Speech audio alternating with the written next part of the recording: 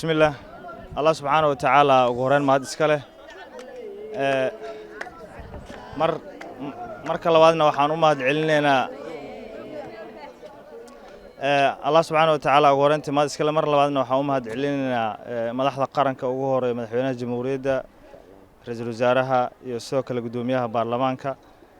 sidoo kale waxaan si gooni ah ugu mahad celinaynaa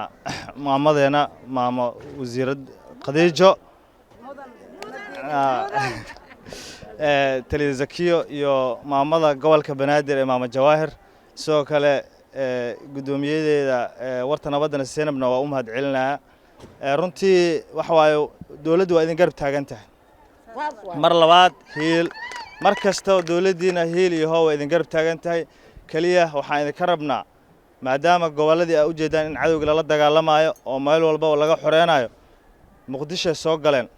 Muqdisho dadka maamooyinka ka ah oo guryaha joogana waa idinka waxaan rabnaa in garawaaga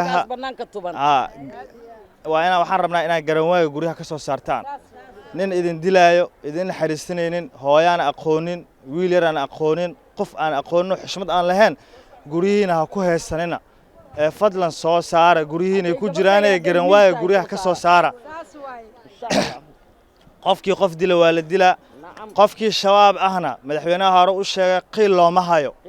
qiil ma lahan qofkii shabaab ah waxaan rabnaa gurihiina ka soo saara